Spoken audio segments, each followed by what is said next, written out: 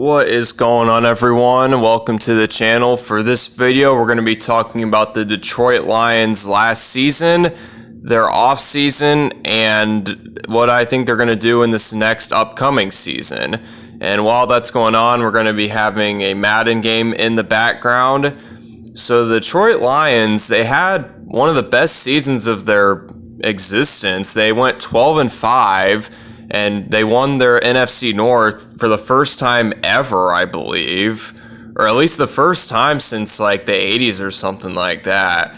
Because they literally didn't win the division for at least 30-something years or something like that. And they also won their first playoff game in over 30 years against the Rams. And then after that, they were able to beat the Buccaneers in the divisional round and make it to the NFC Championship for the first time since 1992. And in that NFC Championship, they were up against the 49ers 24-7 and on the cusp of making their first ever Super Bowl. And unfortunately, in very Lions fashion, they blew it and lost the game 34-31. And that is a very sour way to end your season. But regardless of how their season ended, it is a very successful season. I cannot deny that. I mean, it definitely sucks the way it ended. Probably one of the worst ways to end a season, if I'm being honest. But the fact that they were even at the NFC Championship is actually insane. I mean, 2 years ago, they were the second worst team in the NFL, and they were celebrating getting one victory in 2021. But the thing about that team is they had head coach Dan Campbell, and despite how bad they were, those guys, they fought for their head coach Dan Campbell. And I think, that eventually led to what the team is at now. They're probably one of the best teams in the NFL. I mean, who would have thought that after, the whole Matt Patricia mess that was, left at, when Dan Campbell was here, would eventually lead to this, as he finally was able to turn this team around, since the 1950s, because I didn't watch football back then, obviously, so I don't really know. I mean, it's kind of crazy how, good this team is now. I've never seen the Lions be good ever. So it is really cool that this team is good now. And they're not just the same old Lions. They're a different Lions. And they're ready to win a Super Bowl. And, I mentioned they got head coach Dan Campbell. They also have QB Jared Goff, who just signed a contract to become a top 5 highest paid quarterback of all time. So that's definitely big for him and the Lions, because I do think he's a very good quarterback for this team. They also paid Amon-Ra St. Brown a lot of money as well. So they're able to get two of their best players on this offense back on the team for a while, for at least the next 4 years or so. And that's huge that they were able to do that, because you want to make sure you keep your core guys on this team. And they also, what else did they do? They did have to get rid of C.J. Gardner-Johnson. He is now playing for the Philadelphia Eagles. And, I don't think that's a huge deal for them, because, they really didn't use him a whole lot, because he didn't play the whole season. He was injured for a large portion of the season. And, I really don't think they need him that much. Not that he was a bad player or anything like that, but he's one of those players where you could afford to let him go. And let's see. They did lose their wide receiver, Josh Reynolds, but as I mentioned, don't think that's a big deal. Same with the C.J. Gardner-Johnson. Not a bad player, but not a player that you absolutely need to have on your team. And let's see. Like I mentioned, this team, they could win a Super Bowl next season. And I'm not just saying that. They legitimately have one of the best offenses in the NFL. Their defense is a little shaky, but I really don't think it's that big of an issue when you have Dan Campbell as your head coach, because despite the talent woes that they might have on the defensive side of the ball, I still think that, they're resilient enough for it to not matter as much as it would for other teams, because this team, they've got the most grit I've ever seen any team have. And, that's just, how I feel about this team. They're the lovable underdogs, I feel like. Even though they're, good now, I still feel like they play with that mentality week in and week out. It doesn't matter who they're playing. Dan Campbell is not gonna fall for a trap game. He will at sometimes, but whenever you think of head coaches who will look past opponents, Dan Campbell is not one of those coaches. He will just make sure that his guys are ready regardless of the competition. And if there's one bad thing I have to say about him, his aggressiveness at times can be very self-destructive. And that could, lead to problems if Dan Campbell doesn't figure that out, because, like I mentioned, they were up 24-7 at halftime in the NFC Championship game. So you'd think they would have won, right? Well, that's the part of Dan Campbell that I'm talking about, because they should have won that game. There's no reason why they should have lost that game, but they did. And it's because Dan Campbell was being way over aggressive, and he really didn't need to. If there's one time where you don't need to be aggressive, it's when you're up by 17. It's I'm not saying take your foot off the gas, but you gotta chill. You're gonna blow up your engine or something if you keep doing it. That's kind of what they did. Because, they just kept making mistake after mistake in that game. And I didn't really notice them trying to run the ball a whole lot in the second half, which is what you're supposed to do when you're up by that much, especially against the 49ers of all teams. A team that is also very resilient and is able to, play with anybody, as they clearly did in that game. They made the Super Bowl for a reason. But, it's just he seems to just have this thing where he will just go for it on fourth down, regardless of whether it's smart or not. I understand that, analytics aren't everything, and, I can appreciate a coach that, believes in his players enough to go for it on fourth down as much as he does, but sometimes you just got to be realistic. And I feel like Dan Campbell at times can be unrealistic.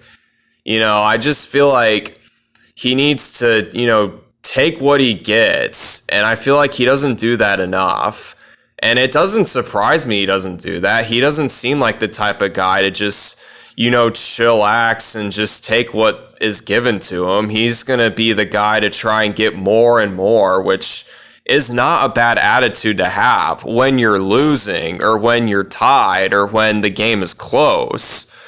But when the game is, when you're up by as much as he was in that game, you have to be reasonable. And he just wasn't coaching reasonably in that second half. It's kind of a weird dilemma, because sure, he's the reason that they are there, but at the same time, he's also the reason they couldn't pull the game out in the end. And, you just have to wonder if this is going to be a problem moving forward. And, I hope it's not, because I do like the Lions. I do think Dan Campbell is one of the best head coaches in the NFL, but, is he going to learn to not be aggressive all the time? This kind of reminds me of Brandon Staley when he was with the Chargers. People were kind of, praising him for being ballsy and aggressive and going for it on fourth down all the time, but eventually that kind of mellows out, and, people get tired of the same, song and dance. Now, do I think that's going to happen with Dan Campbell? Absolutely not. Dan Campbell is a different breed when it comes to head coaches. Like, you can tell he cares very deeply about his team. And I mean, I don't think, he's going to, get fired or, anything like that. But it's just something that he needs to work on. And hopefully he does, because I would love to see the Lions win a Super Bowl at some point. And I mean, that's honestly going to wrap up what I have to say about the Lions. I basically said everything I wanted to say. They've got a loaded offense. They've got a caliber defense. They've got a great head coach. They've got, in my opinion, a top 7 quarterback. And they also, I didn't talk about this yet, they have a running back tandem of David Montgomery and Jahmyr Gibbs. And that's one thing, I probably should have mentioned this earlier, but having 2 running backs like that is, that's big. Because when, you have a coach like Dan Campbell who wants to, quote unquote, bite people's kneecaps off, he's going to run the ball because he wants to, chew the clock and all that. I would assume that's what he meant. So it's kind of ironic that, they didn't do more of that in the second half of that NFC Championship game. I know I'm bringing that up a lot, but that's a big game that he really should not have blown because they had no reason to lose that game. But I think he'll learn from it. I think he just got too caught up in the moment, and that's definitely not the first time I've seen him do that. But, I mean, I think he's a smart guy. He'll figure it out, and he'll make sure his players are ready for next season. And so far, I don't have a reason not to trust Dan Campbell with this process. And, I think over time, he'll get his guys a Super Bowl victory. I think it's not a matter of if, I think it's a matter of when with this team. And I mean, they've got a window of Super Bowl, contention for quite a while. I mean, I think as long as they've got Jared Goff, Amon-Ra St. Brown, and Dan Campbell, and Aiden Hutchinson, Penei Sewell, that's not even everybody. There's a lot of guys I haven't mentioned yet. Sam Laporta, too. He's really good. I forgot to mention him. He's a rookie tight end they drafted. And speaking of their drafts, that's a big reason why they were able to get so good so quickly. Because, they just draft good players. They drafted Jahmyr Gibbs and Sam Laporta in last year's draft, and those guys are already superstars. 2021, they drafted Amon-Ra St. Brown, and he's arguably a top 5 wide receiver in the game. They drafted Penei Sewell as well back in 2020, and it's just, or it might have been 2021. No, it was 2021, my bad. And, they just built this team from the bottom up to the top, and they just have to do their best to stay at the top and not allow themselves to get too caught up in the moment, which I don't think they will because Dan Campbell's not that type of guy. But, I mean, yeah, that's about everything I can say about the Lions. Bright future.